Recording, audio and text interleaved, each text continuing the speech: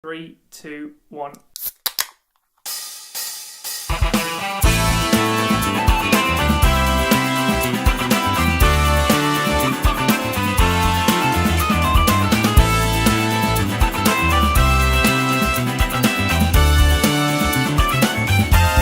Scavenger's Banquet. Hello. Hello. Welcome again. Scavenger's Banquet time, motherfuckers. Yeah. I don't care about getting demonetised by swearing in the first minute. I don't get monetised at all. Just go for it. Yeah. My name's Nick. My name's Izzy. We're students. We are. Yeah. Poor students. Well, not Nick anyway. Well, Nick is moderately better off than me, but still a poor student. well, you know, it's because my grandparents happen to be, you know, reasonably rich, so they pay for all the accommodation. It's also very generous. Yeah, I'm not going to turn that down. Yeah. It's a beautiful system. Yeah. It's not going to work next year, though. That's, yeah. Oh, houses. Yeah. Ugh.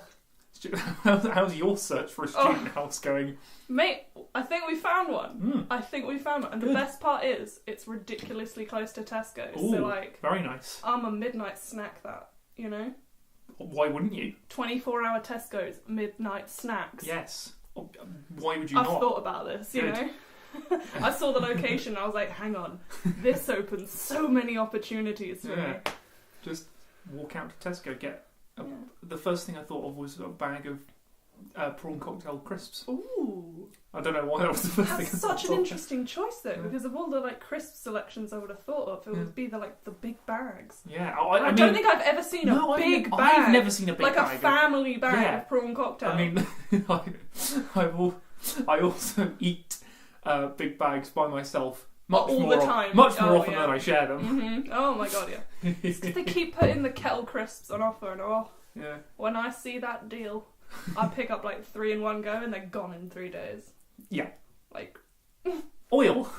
Yay! Oil being inside me. Fatty I boys. want to say 2 of those in one day, and by the end of it, my body was like, all right, you cheeky little fucker. I'll deal with it for you this time, but do it again and I'll make you vomit on your laptop. The amount of times that I've eaten half of a family bag in my own room and then stopped myself and then gotten to someone else's and they are like, do you want to share this family bag? So I have a whole family bag in 2 separate locations.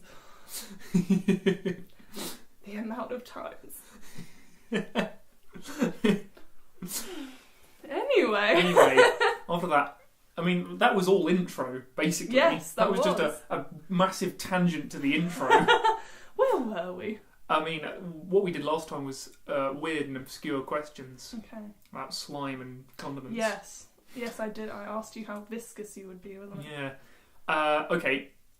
If you could present any TV show, which TV show would you present? It's got to be Planet Earth. I'd be like a rubbish version of David Attenborough. I'd be like when Snoop Dogg tried to narrate Planet Earth, and it was just... It's just this one clip comes to mind of him looking at some otters and just going, "We dem boys." I'd do it like that. Yeah, I mean, my is just I'd take Rachel Riley's job on Countdown, just because you know I wanna put numbers on a board and then do some maths and get paid for it. It is a blissful job, and then if someone picks like a really long word, she spells it really quickly. Oh yeah. I mean, she doesn't spell it that quickly. They do it in editing. Oh, okay. See, I always just thought she was putting up letters really quickly, and I was like, girl. I thought that as well, but, you know, I worked out, oh, hang on, they've got editors, haven't they? I always forget that shows have editors. Yeah. Until you, like, go to watch one being produced, and then you realise that, no, mate, this is... Yeah, and then you get 8 out of 10 Casters Countdown where all the players are shit. And Yeah. if you can't do the maths, Jimmy Carr takes the piss out of you. Yeah, but that was... Because we used to do that at school. Did your teachers ever used to put countdown things on the board, start the clock? No. And no, we had to do them in I would have lessons. loved that. I mean, it was quite fun in fairness, but no one could ever get them. I have unironically loved Countdown since I was 3. Oh, Countdown is flawless, if I'm honest. I mean, if you listen to like my music... playing along is even stressful. Yeah. Like, I love it. It's great. I also like the ones that they give you to do over the break. Oh, yeah. And if any of you listen to my music, my YouTube channel. Well, you already know on my YouTube channel. But check out my music; it's really good. It is. Album, I can't even remember the name of my own album. Stories in Sound, available on nickho.bandcamp.com. Shameless self-promotion. But sometimes I do countdown remixes. And they're amazing. Countdown Funk. Countdown Funk. I actually listen to that unironically all the time. Thank you. That's very, very gratifying. I keep showing them. I showed my mum Countdown Funk because I thought it was brilliant. I mean, it's Countdown mixed with Uptown Funk by Mark Ronson featuring Bruno Mars. All of the ones that you remix them with really work. I believe I have also done, I've done Work Bitch by Britney Spears. You did. I did a massive one involving Beep Beep I'm a Sheep. God. I forgot about that. Oops Upside Your Head. Harder, Better, Faster, Stronger, and Countdown. And I don't know if it really works because I had to do some pretty heavy editing on that to make it all fit together. It's all right. What else? I've done Death by Glamour from Undertale. Mm-hmm. I feel like I've done one more recently than that. No, I don't think. Yeah. I feel like there's should we do a should we do a detour just to We might need to do a detour because I could have sworn there was one more. Yeah, I could have sworn there was one more as well. I've literally just picked up my laptop and going to my own YouTube channel like some fucking maniac. I feel like should I fill the space with a random tangent?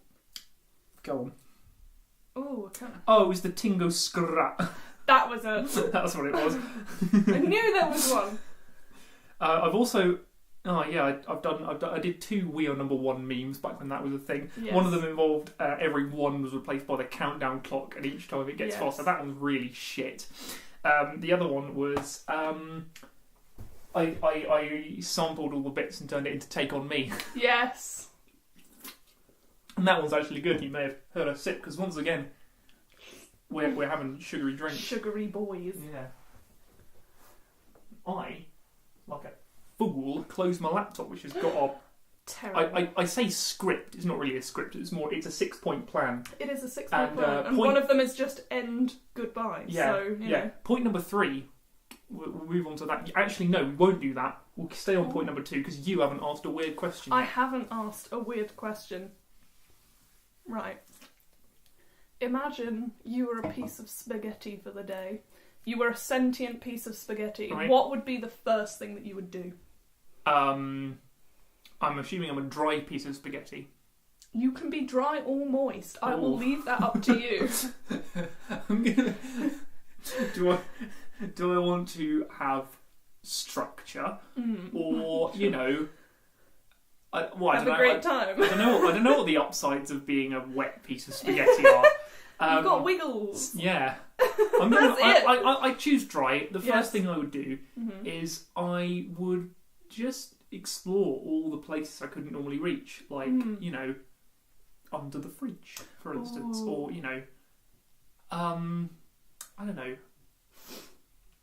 I mean, if I'm cursed to be spaghetti, I'd probably just try and kill myself because I don't want to be a spaghetti. Yeah, I mean that's fair enough. It would be a dry life. Right, well now it's time for an even weirder question as we move on to part 3, which is Izzy's hypothetical. My hypothetical. I came up with this before I went to sleep the other night because my friend, I was in her room watching Harry Potter and she was like, my password Which one? is monetary related. It was the first one. Okay. And then I thought about money and then I was like, hang on, Nick. Oh. You're hypothetical. Yes. Okay. £2 billion is very suddenly transferred into your bank account. Golly goodness gee whiz. But you've realised you can only make one transaction before it's realised that there's a bunch of money that shouldn't be there in your account. Right. And it is taken away from you. You can buy one thing. You can't move the money. You can buy one thing. What would it be?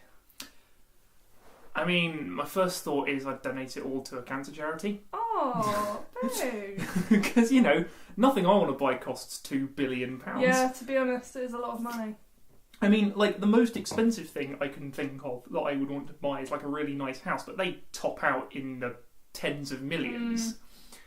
I've never said it had to be a big thing. You can buy a small thing. I can buy a small thing. I mean, it's going to be really nerdy.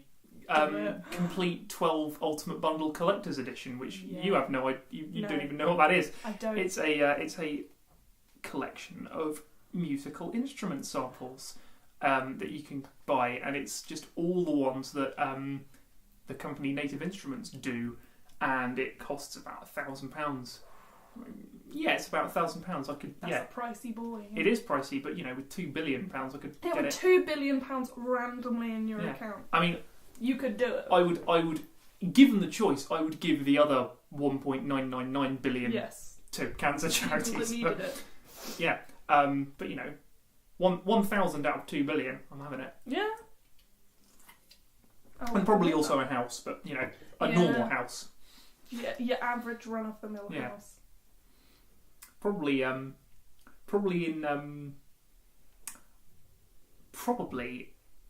just outside Greater London, like at the northern edges of Surrey or something. Oh yeah, Surrey Hills, area of outstanding natural beauty, lads. Surrey Hills, area of outstanding natural beauty. You have to say the whole thing every time. Mm-hmm. The Surrey Hills, an area of outstanding natural beauty. Yeah. Mole Valley, part of the Surrey Hills area of outstanding natural beauty. That's my favourite thing about driving around Surrey. Like I swear it's the signpost into Dorking that we always go past. It's like, welcome to Dorking, and then right at the bottom, an outstanding natural beauty. I mean, Dorking is pretty good. My grandparents live in Dorking. It's a good place. Good place, yeah. That just reminded me of like when we all went into Guildford just before we all came, and you weren't there on the car journey in because you were doing a lot. No, I wasn't. I was driving in a little bit later. I can't remember why. Why was I driving up later? I don't know. Who the hell knows? I was in the wrong car. Yeah, it doesn't matter. We were just like everyone in the car everyone else was in was just saying as soon as we saw something even a little bit posh, we were saying, "Oh, must be in Surrey." Like, oh, look, it's a Jaguar. We must be in Surrey. We can't talk though because like where we come from, it's not like West Sussex is marginally less posh than Surrey. It's marginally posh than Surrey, but like compared to other places, it's still very middle class. Oh yeah, absolutely. Oh. And the moment something is even a little bit less than that, we relentlessly take the piss out of it. Like Crawley, for instance. Oh, Crawley. Beautiful Crawley. And I say that with all the sarcasm in my heart. Like, Crawley is nowhere near as bad as people from Horsham like to say it is. Yeah, we make it sound like it's an absolute dump when comparatively it's not that bad. No, but it's just because it's Horsham's a bit better, so we take the Horsham's a bit better, but we claim it as a lot better. Oh yeah. We're just like that, I think. Us good old Horsham folks.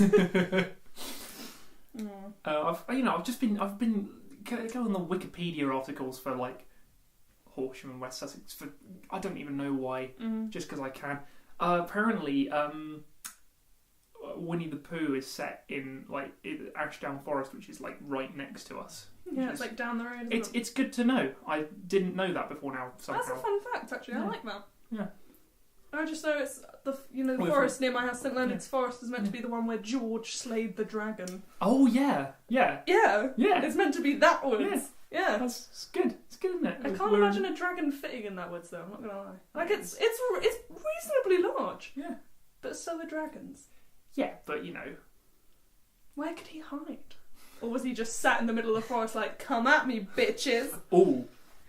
That's just reminded me of something. It's not one of our 4 points. This is completely off the bat, but I want to play a game called Cards Against Humanity Magic 8 Ball. Go on then.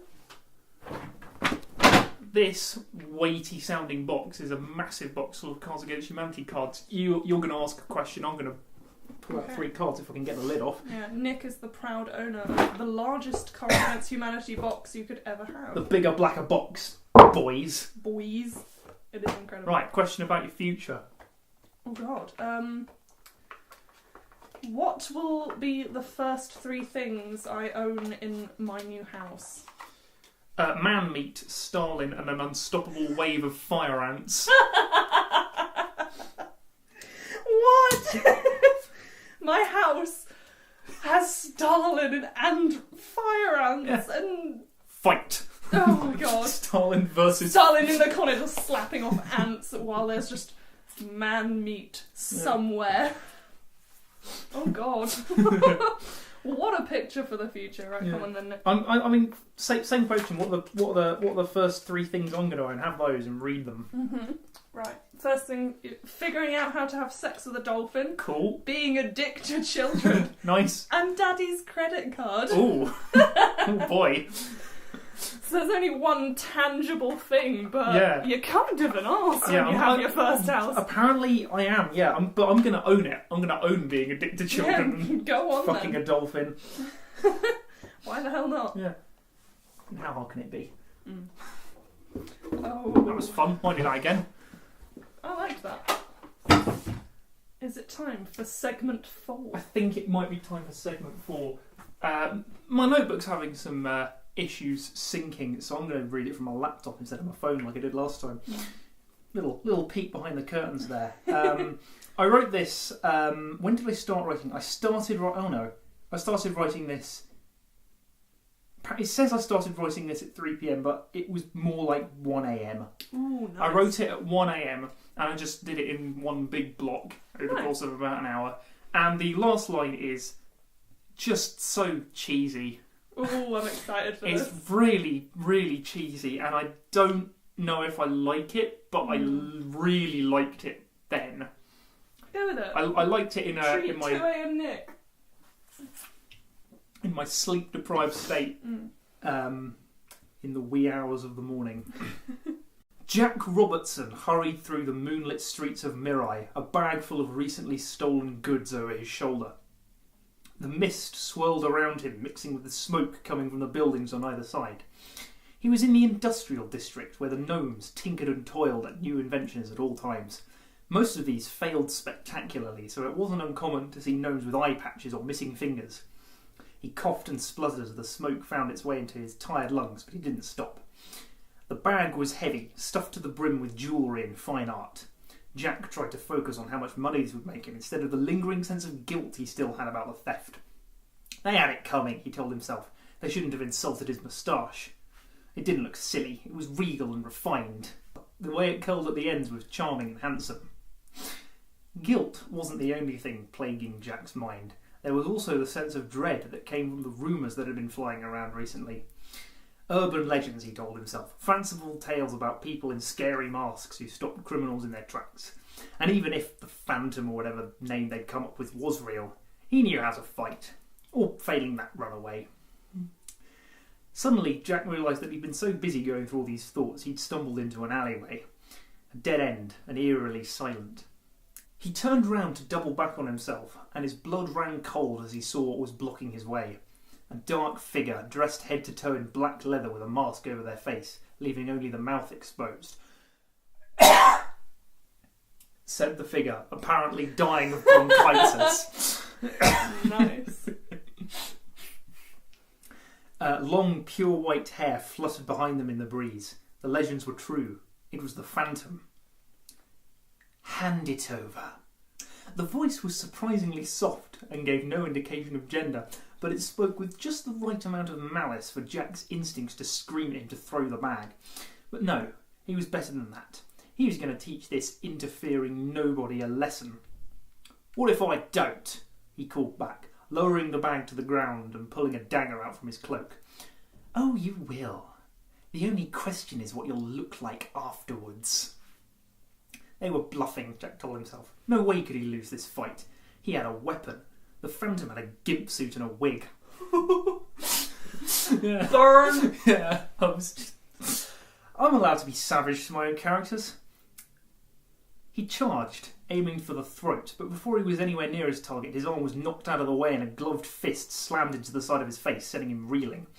He tried again, this time hoping to stab the Phantom in the gut, but they dodged to one side, manoeuvring behind him and kicking him in the back of the knee. He fell to the ground, his leg numbed. The Phantom didn't seem to be following up on this attack, and when he stood up again, he saw that they were walking towards his bag of loot. This time, he decided stealth was the best option.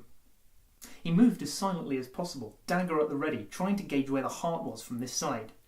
He lunged, but the Phantom spun round with tremendous reflexes and caught his arm. He lashed out with his other hand, but it was no use. His clumsy punch was deflected easily. He tried to wrench his arm loose, but the Phantom had a grip like a vice.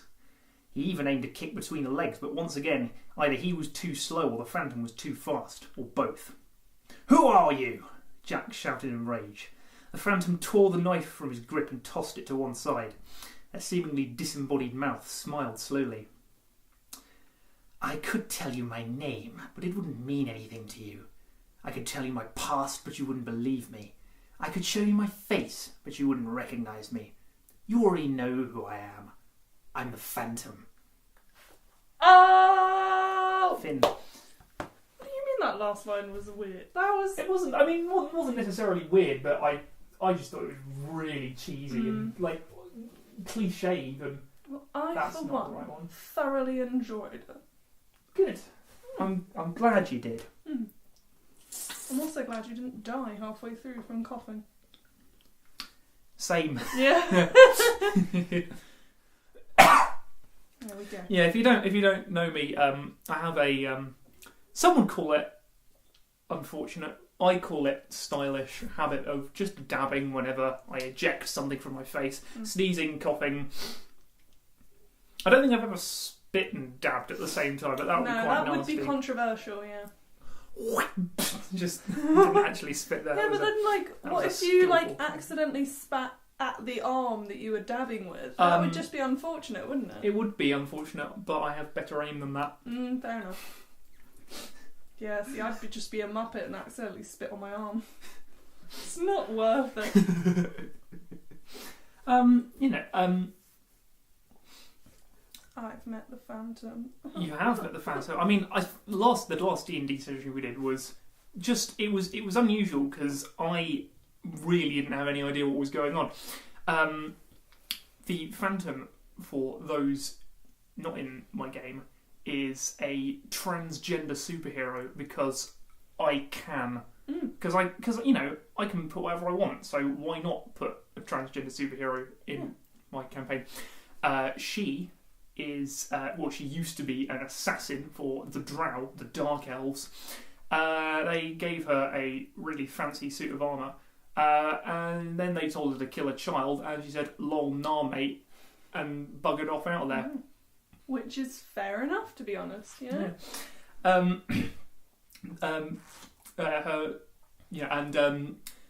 I sent some of my favourite villains I've ever written. I call Drow Team Rocket.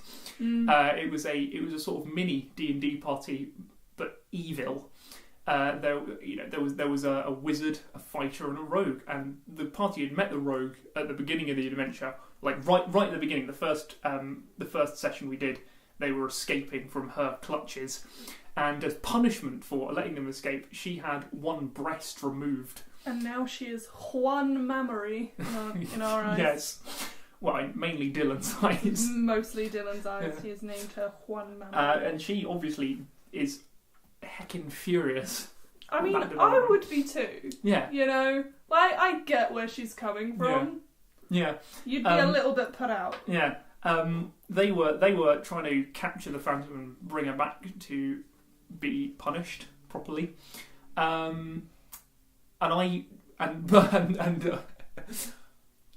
Two of the 5 people in the party sided with them. Two, including you, sided with the Phantom, and Louis was spectacularly neutral throughout. He was extremely neutral until right at the end. Yeah. And because of that, I had no idea what was going to happen, but I had contingencies planned for any and all outcomes. Yeah. And it worked out in the end. Yes, in the end, 2 members of Drow Team Rocket were killed. One of them turned on them to get his freedom. Yes. You still don't quite know what's going on. No, we don't know where we stand with him, if I'm honest. Because he did kill 15. He did a little bit. He just murdered 15 people. He basically set off a bomb in the middle of a town square to get the attention of the Phantom, and then killed one of his own teammates, and then bargained for his freedom. So really, it could go either way. It could go either way. I know. You know, of course. I know what's gonna. Well, I mean, I know what he's gonna do I know roughly what he's going to do in the future, and I know what would have happened if they had managed to capture her, which is that she would have been taken back to the Underdark, where all the Dark Elves live, and brainwashed and then sent to hunt the party down for interfering in their plans to plunge the world into an eternal night. Yes, they are trying to do that. Yeah, because they don't like the sun. No, they don't. They don't like the sun, so they're going to try and get rid of it. It's classic. We all do it, don't we? I mean, that plan started off with what's stopping the Drow from coming up and invading? It's the sun. What are they going to do about that? How can I get rid of the sun using D&D stuff? Oh, I know. I'll open a giant portal to the world of shadows in the sky. Yeah. That'll do it. It's an elegant solution. So I came up with all this lore. There's things called the Twilight Beacons, which do the thing. Do the thing. Do the do. They open the portals, and there's 5 of them spread all across the island of Tarina. And you're trying, and now you know the full details, and you're going to try and take at least one of them out, so it doesn't work quite so well. Yes. And the following dialogue has been cut for security reasons. Shit, people are going to watch this. Yeah, I was going to say, did you not think that they were all going to listen to this? I didn't think that through. Whatever. What do you mean? They don't know what it is. It's true, we don't know what it is. Yeah. It's all good. Might have to yeah, cut well that. done. I might have to find a way of cutting that out. There are people about. I was going to say, that was a very aggressive door slam. I don't know, I reckon it was just momentum. It could have just been momentum. I mean, all door slams sound aggressive in our accommodation block. I keep thinking people are slamming doors at night, but that's just how the doors close. Our doors have got weird springs on them. Ooh. It's weird, like that thing. Yeah, I pulls it don't closed. think mine has that. No, I don't mine think. does I not don't have think. that.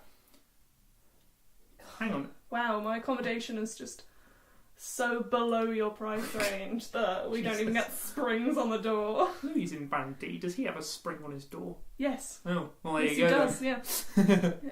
To clarify, I am in Band C accommodation, which is £100 a week. Let's be honest. I'm not going to get a lot of people watching this who aren't at Surrey. True. But if you are not from Surrey, basically Nick is the one above me. Yeah. And they get springs on their doors. Ugh. Yeah, but more importantly, we get en suites. So yeah, you do get an ensuite as well. I feel like that bit The sort biggest flex.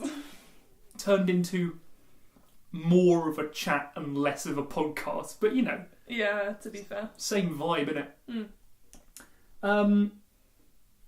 Same vibe, innit? that might be a title. I don't know. I'm not going to commit to that.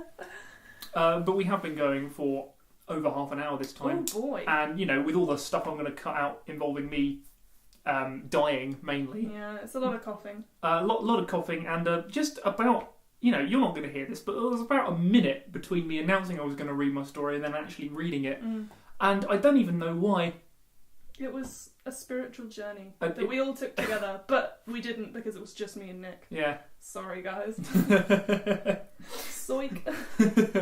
A spiritual journey. Yeah, spiritual that journey. Might be it. I think I remember hearing something earlier in the episode, but I can't for the life of me remember what it was.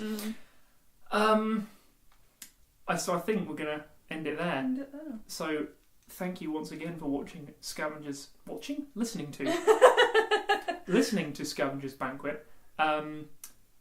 See you next time. Join us again. I look forward to that day. Episode 4 will have a special guest. Ooh. Not next week. We're going to do 3 quote unquote normal ones, and then we're going to start introducing guests. We don't know who the guest is going to be. No, we don't. I have some ideas for guests. You probably have some ideas for guests. We'll see what happens. Bye. Bye.